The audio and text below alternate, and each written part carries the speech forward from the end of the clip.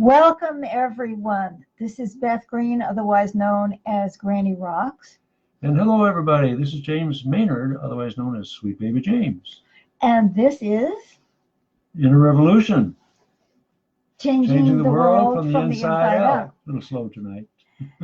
Tonight, I want to talk about power or principles, a question we all have to face.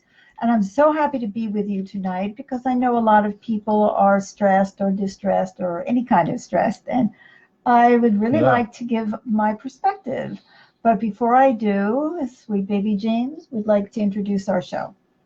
Yes, you've come to In a Revolution, Changing the World from the Inside Out, which airs every Monday and Wednesday, 6:30 p.m. Pacific, where we have the opportunity to receive Granny's wisdom, wit, and some very uncommon sense as well, which turns out to be very sensible much of the time, if not all of the time, as far as I'm concerned. I like that. Okay, so with no further ado, I'd like to get going. Yes, please. So today, many people are criticizing the Republican Senate for giving Donald Trump a pass on behavior that even many of them, the Republicans, consider to be wrong. Oh, bad boys, bad boys. But before some of us get too indignant, I would like to share a perspective that sacrificing principles for power runs through all parties and throughout our lives and our society. And I hope that I'm going to be able to demonstrate that to you tonight in a way that you can really say, oh yeah, I get it, me too, I am that. So while one Republican senator, of course Mitt Romney, had the courage to stand up for his principles, the rest jumped in with Trump for one reason, because they have come back to collective power through Trump. They sat back in the back seat for 8 years under Barack Obama, unable to truly advance their agenda, and whether they truly believe in it or not, but that was their agenda. And Trump led the way to giving them an opportunity to promote their agenda and themselves. So are they going to give all that up? And here's the point. Now dig this. This week as well, just 2 days ago or so, right? We saw the same kind of dilemma facing Democrats in Iowa, and it will be facing Democrats everywhere. Were they going to select a candidate with whom they agreed, choosing principle over power, or were they going to try to find someone who was, quote, electable, who could beat Donald Trump and bring the Democrats into the White House instead? Power. Christine said hi. Christine and Todd are here, and they sent me love and kisses. Thank you. Thank you. So isn't that kind of ironic? If you're a Democrat, you're probably not thinking that, oh, that's different, isn't it? Oh, that's different because that's about beating Trump. Whereas if it's about beating the Democrats, it's always different. When the shoe is on the other foot, it's always different, right? Different shoe, different foot.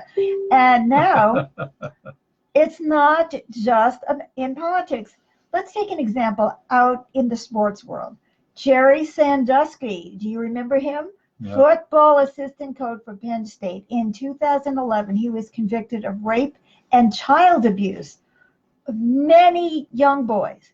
But he had been protected for years by several of the administrators at Penn State who didn't want to jeopardize the standing of their school and their football team. In other words, their power. They don't want to jeopardize the power. I mean, the hell with principle. In fact, one of my friends insisted that the whole scandal was made up by the press just because they didn't like football or just because it just couldn't have happened. Well, the school and even the fans were choosing power over principle, right? We turn a blind eye when we want to, guys, and I'm going to bring this home in a minute, I hope. Now, let's take a look in a totally different arena. You're a consultant, right? And you're looking for a job. You have a choice of joining a consulting firm that wins lucrative contracts, that's important, that has important, clients, and where you can make lots of money too, or joining a firm with lots of integrity, but which is not winning important contracts from important clients, at least not the big ones, important to whom, but that's another question. In other words, you can say to yourself, I can do so. Now here's the rationalization coming right. I can do so much more good by joining the firm that wins the contracts, because I can actually have influence there. Whereas if I am working with a losing firm, I won't influence anyone because we won't have any contracts, we won't have any clients. Does that logic sound familiar? Anybody willing to acknowledge that one? And of course, underneath that rationale are the two thoughts. If I go with the losers, I won't make money and won't have much success in my field. In other words, you have chosen power over principle. Here's another example. In my experience with law firms, and I've had some, being a counselor, an intuitively guided counselor, the hours can be brutal. You may have to choose whether or not to work for a law firm that wins, has status, and overworks its staff, or a firm that has humane working hours and conditions but isn't a power in the industry. Which do you choose? In this case, it's not just power you have to weigh. You have to even weigh in on your own well-being or the health and well-being of other employees. Which are you choosing? Now let's take a look at another arena around race or gender. If you identify with a more powerful race or gender, wherever you are, if you're white in a white-dominated society, or you're black in a black-dominated, or wherever you are, if being identified with that race or gender, like male gender over female typically, if you believe that's bringing you advantage, how quick are you to point out that the more powerful race or gender is oppressing the less powerful race or gender? Oh yeah, right. As we can see, millions every day make that choice. Now, let's take it down to an even more personal level. Are we getting too close for comfort now? I hope so. Do you choose the life partner with the possibility of a big paycheck and who can offer you and your children a better life? Or do you choose the one just following his or her dream of organizing welfare recipients, right? Or fighting injustice, or just being a carpenter? How much are you aware that this is a choice between principles and power? Or do you think of it just as making sensible life choices? I'm doing it for my children, right? Obviously, one mate is offering you power in the world, in society, and the other one is not. In small and large ways every day, we are faced with the choice of going for power or principle. If we believe our church, for example, is condemning people for lifestyle choices, and we believe that is wrong, do we always speak up, or do we give ourselves an excuse to let it go because we like belonging to an institution that has clout or strong support in the community or even power with God? We may not even be going through this in our conscious minds, right? Mm-hmm. How much have sexual abusers been protected? Not just Jerry Sandusky, but like Harvey Weinstein or televangelists. And why are they being protected? Because these people have some kind of power, and we want to be associated with that power. Power is very seductive, guys. I can tell myself that I should go along because that way I can rise in the organization and then do good. How many times have we either said that or heard someone else do it? I can tell myself that this is I can tell myself that this is a critical career move.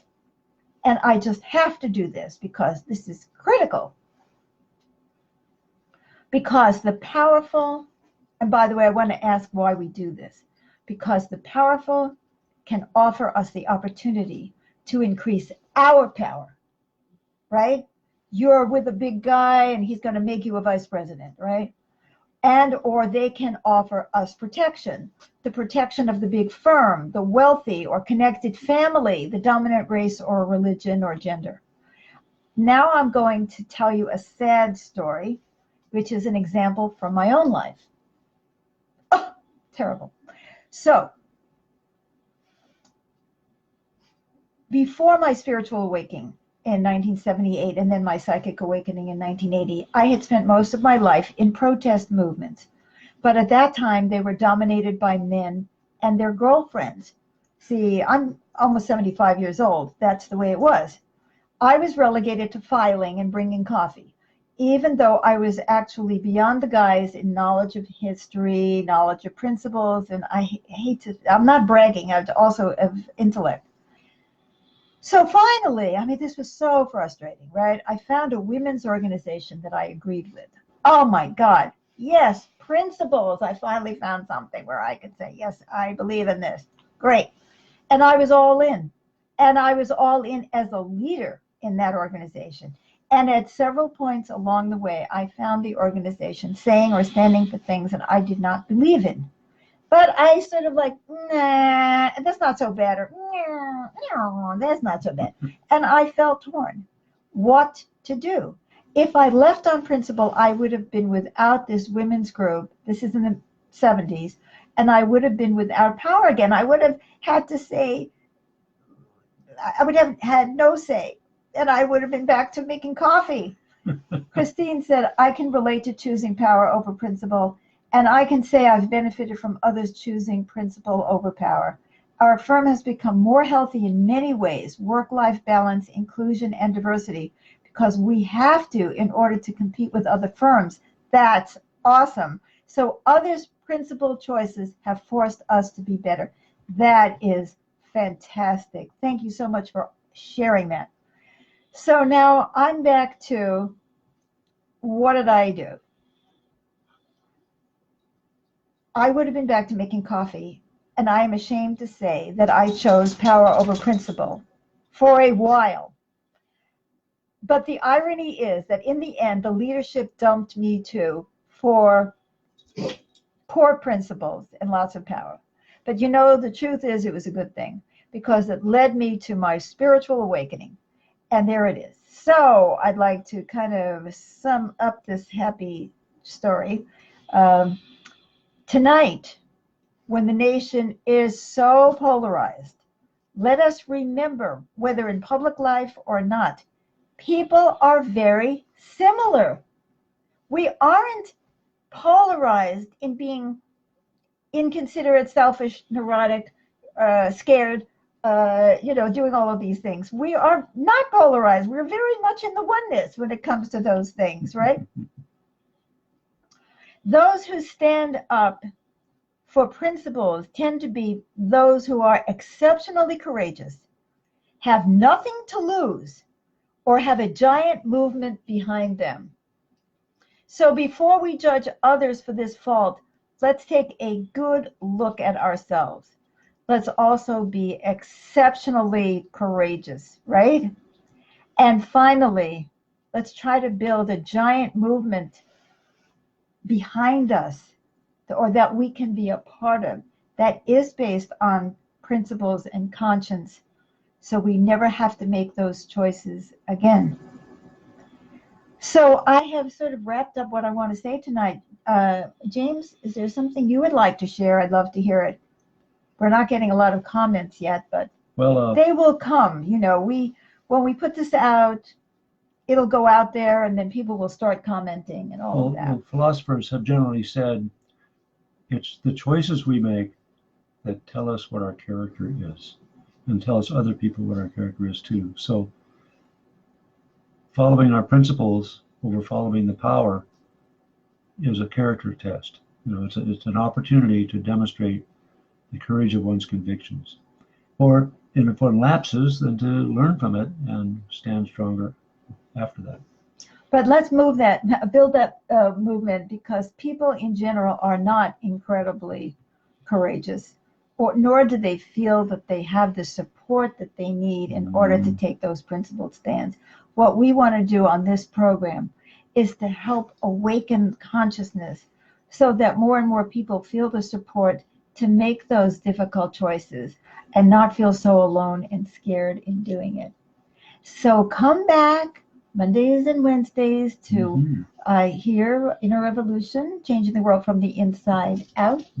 And also come back tomorrow night, which is Thursday, where we live stream Dreams of Peace, improvisational piano music, where I play the piano for the world and reach my heart out to yours in love, inspiration, and support. So that's it for tonight. I hope you've enjoyed our show. Please like it, love it, comment. I will be checking comments and will be answering them no matter when you make them. And please share this program with others. So until then, Yeah. Thanks for being with us. bye-bye. Bye-bye.